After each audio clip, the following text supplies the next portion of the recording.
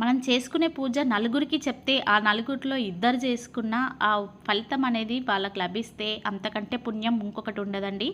అదేవిధంగా నేను వీడియోస్ పెట్టడానికి కారణం కూడా అదే. నన్ను చూసి ఇంకొక ఇద్దరన్నా నేర్చుకుంటారనే ఉద్దేశం, నమ్మకం. కాబట్టి నేను ఈ కార్తీక మాసాన్ని, శ్రావణ మాసాన్ని చాలా చాలా నిష్టగా జరుపుకుంటానండి. Hi friends, welcome to our channel మమతల నిలయం. అందరు ఎలా ఉన్నారు? బాగున్నారా? నేనైతే చాలా చాలా బాగున్నాను. మీరు కూడా బాగుండాలని మనస్ఫూర్తిగా కోరుకుంటున్నాను. ఈరోజు వ్లాగ్ వచ్చేసి నిన్నటి వ్లాగ్ అన్నమాట. కార్తీక పౌర్ణమి రోజు నేను ఎలా పూజ చేసుకున్నాను అనేది మీతో షేర్ చేసుకుంటున్నాను. బ్రహ్మ ముహూర్తంలోనే ఈ విధంగా 365 ఒత్తులు వెలిగించుకున్నాను. అదేవిధంగా ఉసిరిక దీపాలు కూడా వెలిగించుకున్నానండి. మనం ఈ 365 ఒత్తులు కనుక వెలిగించుకుంటే సంవత్సరం మొత్తం వెలిగించుకున్నటువంటి పుణ్యఫలం అనేది మనకు లభిస్తుంది. మరియు ఉసిరిక దీపాలు కనుక వెలిగించుకున్నట్లయితే ఆ లక్ష్మీ అమ్మవారి యొక్క కరుణా కటాక్షం ఎల్లవేళలా మనపై ఉంటాయని ఒక నమ్మకం. అదేవిధంగా పిండి దీపాలు కూడా వెలిగించుకుంటే చాలా చాలా మంచిది. కాబట్టి ఖచ్చితంగా మీరు ఇప్పుడు ఈ శ్రావణ మాసంలో అంటే కార్తీక పౌర్ణమి రోజు ఏదైనా అడ్డు ఆటంకి వల్ల కుదరకపోతే మళ్ళీ మీరు కార్తీక సోమవారాలు ఉన్నాయి కదా, ఈ సోమవారం రోజు కూడా మీరు చేసుకోవచ్చును. అంతే ప్రతిఫలం లభిస్తుందండి. ఈ కార్తీక మాసము ప్రతి దినము ఒక పర్వదినమే అండి. ప్రతిరోజు ఒక పండగనే. ప్రతిరోజు కూడా అష్టమిలు నవములు అంటూ ఏమీ లేకుండా కూడా ఈ 30 రోజులు కూడా ఒక పండగలాగా జరుపుకోవచ్చండి. అన్ని రోజులు కూడా చాలా చాలా మంచివి. ఇక్కడైతే నేను బ్రహ్మ ముహూర్తంలోనే 365 ఒత్తులు, ఉసిరిక దీపాలు ఇవన్నీ కూడా వెలిగించుకొని ఆ చీకట్లో ఆ వెలుతురు దీపాల వెలుగులో మా ఇల్లును చూస్తా అంటే సాక్షాత్తు ఆ అమ్మవారు, ఆ విష్ణుమూర్తి, ఆ శివయ్య అందరూ కూడా మా ఇంట్లోనే సిస్టర్ వేసుకొని కూర్చున్నట్టుగా అనిపించింది. ఇంతకంటే భాగ్యం ఇంకేముంటుంది చెప్పండి. ఇక నేనైతే హారతించేసుకొని ఒకసారి నా ఇంటిని అందంగా వీడియో రూపంలో బంధించుకొని తర్వాత పూజకైతే గుడికైతే వెళ్ళామండి. దగ్గరలో ఉన్న శివాలయానికి అయితే వెళ్ళాము. చాలా చాలా మనసుకు ప్రశాంతంగా అనిపించింది. ఇక ఇంట్లో కూడా ఫస్ట్ తులసమ్మ దగ్గర 365 ఒత్తులు వెలిగించిన తర్వాత ఇంట్లో కూడా పటాలన్నీ కూడా క్లీన్గా చేసుకొని ఈ విధంగా దీపారాధన అయితే చేసుకున్నాను.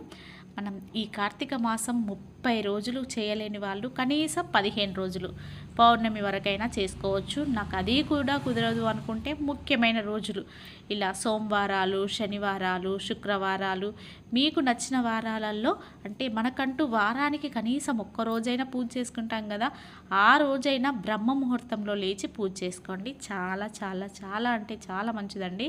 నా స్వ అనుభవంతో చెప్తున్నాను. నేను శ్రావణ మాసం, కార్తీక మాసం చేసినప్పటి నుంచి నా లైఫ్లో చాలా చాలా మార్పులే వచ్చాయండి. నేను అనుకున్న పనులైతే ఆ అమ్మవారి దయ వల్ల, ఆ వెంకటేశ్వర స్వామి దయ వల్ల, శివయ్య దయ వల్ల నెరవేరుతున్నాయనే చెప్పుకోవాలి.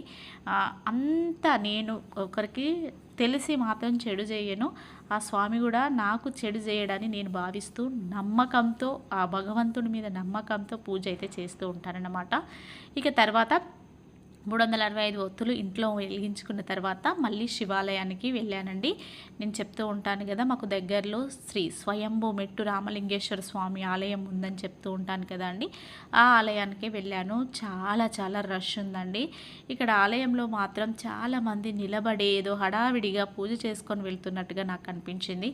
కాకపోతే నాకు అంత నిలబడి చేసుకోవాలని అనిపించలేదు. కొంచెం ప్లేస్ చూసుకొని పైనకెక్కి కూర్చొని నెమ్మదిగా ఫస్ట్ ఆ ఉన్న ప్లేస్ను మంచిగా తూడ్చుకున్న తర్వాత బియ్యపిండితో ముగ్గు వేసుకున్నాను. అష్టదళ పద్మ ముగ్గు వేసుకొని చాలామంది అష్టదళ పద్మ ముగ్గు వేసిన తర్వాత సైడ్లకు వేయకుండా ఉంటున్నారండి. సైడ్లకు కూడా వేసుకోవాలి.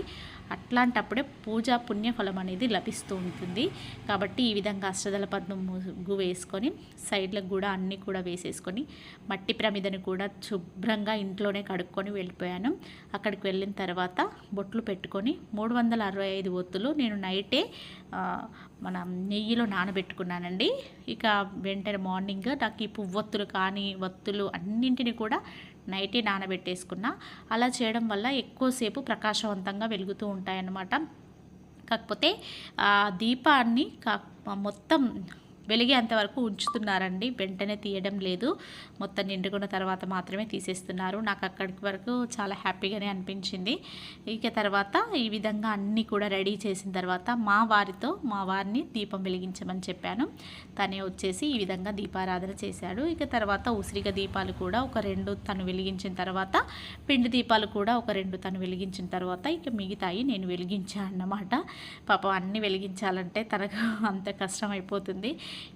ఈ మాత్రం చేస్తున్నానంటే చాలు కదా అండి మనకు. ఇక అందుకోసమే మరీ ఆయనను ఇబ్బంది పెట్టకుండా నేనైతే పూజ చేసుకున్నాను అన్నమాట. చాలా చాలా ప్రశాంతంగా మనసుకు హాయిగా అనిపించింది. ఇక తర్వాత నైవేద్యం పండ్లు సమర్పించాను. అరటి పండ్లు సమర్పించి ఆకు వక్క తమలపాకులు ఇవన్నీ కూడా సమర్పించి దీపారాధనకు నమస్కారం చేసుకొని ఇక మేమైతే గుడి నుంచి బయటకు వచ్చేసామండి. చాలా చాలా చాలా మంది ఉన్నారండి. అసలు ఎంతమంది ఉన్నారో మాటల్లో చెప్పలేను. శివయ్య చూడండి ఎంతమందిని తన దగ్గరికి రప్పించుకుంటున్నాడు. ఇంతమంది యొక్క కోరికలు తీర్చు తండ్రి, అందరూ బాగుండాలి, అందులో మేము ఉండాలి స్వామి అని మనస్ఫూర్తిగా కోరుకున్నానండి. ఇక చివరిగా హారతి ఇచ్చేసి హారతి పాట కూడా పాడుకొని నేనైతే పూజనైతే ముగించుకున్నాను. మా వారు కూడా చాలా హ్యాపీగా ఫీల్ అయ్యారు. మా వారికి అయితే ఇలా టెంపుల్స్ తిరగడం అంటే తనకు ఎప్పటి నుంచో ఇష్టమే. ఇక ఈ మధ్య నేను ఎక్కువగా పూజలు చేస్తూ ఉంటే కూడా తను కూడా చాలా ఇష్టంగా చేస్తూ ఉన్నాడు. ఇవేమీ వీడియో కోసమో లేకుంటే దీనికో వ్యూస్ కోసమో నేను చేయడం లేదండి. నేను యూట్యూబ్ ఛానల్ స్టార్ట్ చేయక ముందు కూడా, నేను రామగుండంలో ఉన్నప్పుడు కూడా ఇదే విధంగా కంటిన్యూగా చేసేదాన్ని. ఇప్పుడు ఇలాగే చేస్తున్నాను. నన్ను చూసి కనీసం ఒక్కరిద్దరు పూజలు చేసుకున్నా వాళ్ళ లైఫ్ బాగుపడితే నాకు అంతే చాలు అండి. చాలా చాలా హ్యాపీగా ఫీల్ అవుతూ ఉంటారన్నమాట. ఎవరమైనా మనం చేసుకునే పూజను నలుగురికి చేసి వాళ్ళు కూడా చేసుకుంటే చాలా మంచిదండి. ఏ పూజ అయినా మనకు తెలిసిన పూజను నలుగురికి చెప్పుకొని చేసుకుంటే చాలా మంచిది. ఆ పూజ ఫలితం దానికంటే మనం కోరుకున్న దానికంటే 100 రెట్లు మనకు లభిస్తుందండి. అంతేకాని నేను ఈ పూజ చేస్తున్నా, ఈ పూజా ఫలితం నాకే దక్కాలి అని మాత్రం కోరుకోకండి. అందరూ బాగుండాలి, అందులో మనం ఉండాలి అని కోరుకుంటే ఖచ్చితంగా మనం ఆ భగవంతుణ్ణి మనం ఏ కోరిక కోరుకోకున్నా ఆ స్వామి మనకు తీరుస్తాడని ఒక నమ్మకం. ఇక తర్వాత మామూలుగా ఇక ఫొటోస్ అయితే దిగేసి ఇంటికైతే వచ్చేసినాం. మళ్ళీ ఈవినింగ్ కూడా మళ్ళీ 365 ఒత్తులు వెలిగించుకుంటానండి. నేను చెప్తున్నాను కదా అండి, నేను 3 సార్లు వెలిగిస్తాను. ఒకసారి బ్రహ్మ ముహూర్తంలో, తర్వాత మళ్ళీ శివాలయంలో, మళ్ళీ సాయంత్రం ఈవినింగ్ కూడా మా వారి చేత వెలిగిస్తూ ఉంటానన్నమాట. అంటే బ్రహ్మ ముహూర్తంలో తను లేవలేరు కదా, మనము ఈ 365 ఒత్తులను సూర్యోదయం లేక సూర్యాస్తమం సమయంలో ముట్టిస్తే చాలా చాలా మంచి ఫలితాలు అనేవి లభిస్తాయండి.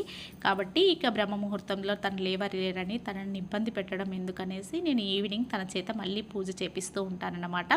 మనం ఇవి చేసుకునేటప్పుడు ఫస్ట్ నేను గణపతి అష్టోత్తరాలు చదువుకుంటాను, తర్వాత అమ్మవారి అష్టోత్తరాలు, తర్వాత శివ అష్టోత్తరాలు, తర్వాత గోవిందనామాలు, ఈ విధంగా అన్నీ ఒకటి తర్వాత ఒకటి చదువుకొని నా పూజనైతే నాకు తెలిసినంతగా పూజన చేసుకుంటానండి. మరీ నేను భయపడి అట్లా అయితే టెన్షన్ పడను. ఉన్న దాంట్లో స్వామి నాతో ఏ పూజ అయితే చేయించుకుంటాడో ఆ పూజనే చేయించుకుంటూ ఉంటానన్నమాట. ఇదే అండి ఈరోజు వ్లాగ్. ఈ వ్లాగ్ కనుక మీకు నచ్చితే తప్పకుండా మన ఛానల్ని లైక్ చేసి, షేర్ చేసి, కామెంట్ చేయండి. రేపు నేను సాయంత్రం ఏ విధంగా పూజ చేసుకున్నాను అనేది మళ్ళీ మీకు వ్లాగ్ షేర్ చేస్తాను ఫ్రెండ్స్. ఇక్కడైతే ఈ విధంగా ఈవినింగ్ వ్లాగ్ని అయితే మీతో షేర్ చేసుకుంటున్నాను. మళ్ళీ రేపు వివరంగా ఇంకో వ్లాగ్ పెడతాను. ఆ వ్లాగ్లో ఈవినింగ్ పూజనైతే మీతో షేర్ చేసుకుంటా. బాయ్ ఫ్రెండ్స్, ఉంటాను.